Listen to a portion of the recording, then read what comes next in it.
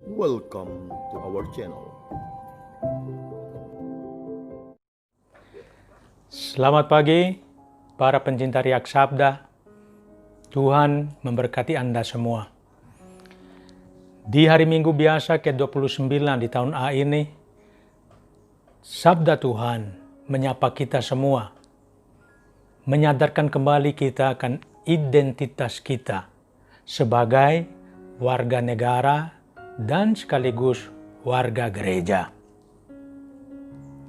Menarik dalam Injil hari ini, Injil yang biasa kita dengarkan pada hari kemerdekaan negara kita. Orang Farisi mengutus murid-muridnya untuk bersekutu dengan orang Herodian datang mencobai Yesus dengan pertanyaan, bolehkah membayar pajak kepada Kaisar atau tidak? Yesus menyadari situasi sulit ini. Namun tetap Yesus tahu maksud mereka. Dan Yesus kembali memberikan jawaban yang seharusnya, yang menjadi juga etika moral Kristiani sebagai warga masyarakat dan warga gereja. Dan dia mengatakan, berikanlah kepada Kaisar apa yang menjadi hak Kaisar, dan kepada Allah apa yang menjadi milik atau hak Allah. Ini sebuah situasi yang dilematis. Yesus tidak mau terjebak dengan pertanyaan ini. Pertanyaan yang dilematis. Jika Yesus mengatakan langsung, kita harus membayar pajak kepada orang Romawi, maka Yesus dituduh mengkhianati identitas keyahudian, identitas bangsanya sebagai bangsa terpilih. Mengapa harus mengabdi kepada bangsa lain? Tetapi juga sebaliknya, jika Yesus mengatakan tidak boleh membayar pajak kepada Kaisar, Yesus juga akan diserang sebagai penghasut, pemberontak terhadap penjajahan Romawi atau kekaisaran yang berkuasa pada waktu itu. Para saudara-saudari yang terkasih, jawaban Yesus menegaskan identitas Kristiani bahwa setiap orang Kristen memiliki identitas ganda. Kita milik kerajaan Allah karena iman kita. Tetapi di pihak lain, kita juga warga negara di mana kita hidup, di mana kita ada saat ini. Jika kita menyangkal fakta ini, kita hanya akan jatuh pada fanatisme buta. Akhirnya muncullah kaum-kaum radikalis dalam gereja kita, karena kita berpikir sepihak. Karenanya kita mempunyai kewajiban ganda, yaitu mengabdi Tuhan gereja, sekaligus kita mengabdi negara. Ada semboyan pro ecclesia et patria. Akibat identitas ganda ini, maka masalah sosial dalam hidup kemasyarakatan menjadi masalah gereja. Kelaparan dan kehausan orang-orang sekitar kita menjadi lapar dan haus gereja, lapar dan haus kita juga. Apa yang menjadi keprihatinan kemasyarakatan menjadi juga keprihatinan gereja. Ini menjadi panggilan kita semua.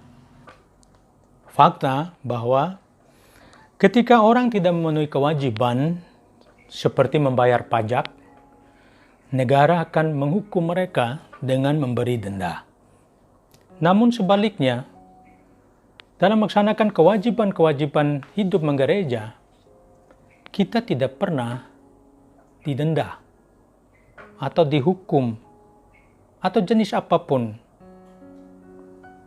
Gereja tidak pernah menghukum orang jika seseorang tidak memenuhi kewajiban yang diminta. Gereja tidak pernah menghukum jika seseorang tidak melaksanakan kewajiban mereka terhadap gereja. Ini adalah perkara hati nurani ketika seorang berhadapan dengan Tuhan dan gereja. Hati nurani memainkan peran yang sangat penting. Dan kita menemukan ada orang yang kurang tajam hati nuraninya, bahkan tumpul. Mereka tidak tahu apa yang terjadi di sekitar mereka. Mereka bahkan tidak peduli dengan situasi, dengan kelaparan, kesenjangan-kesenjangan yang terjadi di sekitar.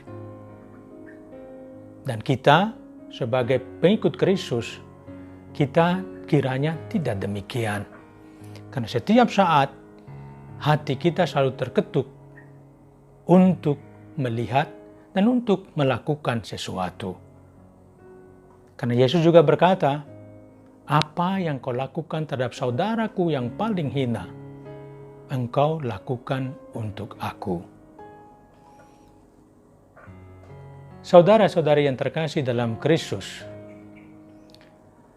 dengan identitas ganda kita sebagai umat Allah, anggota gereja dan sekaligus sebagai warga negara, kita perlu menjaga keseimbangan dalam penilaian dan juga dalam mengambil keputusan.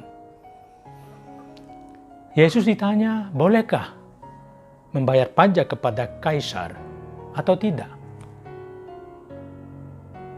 Kalau kita sebagai umat beriman, kita percaya bahwa semuanya berasal dari Allah. Bisa saja Yesus langsung lompat ke jawaban, hanya membayar kepada Allah saja. Bisa. Ini juga bersifat pengabdian.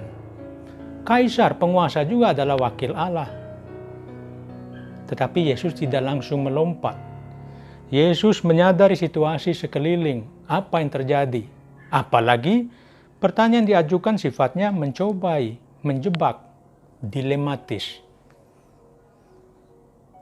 Yesus melihat ada apa di balik pertanyaan itu.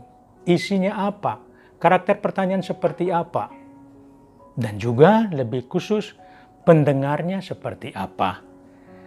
Jangan sampai ditemukan keputusan atau penilaian yang kita berikan dianggap tidak bijak dan tidak cukup membawa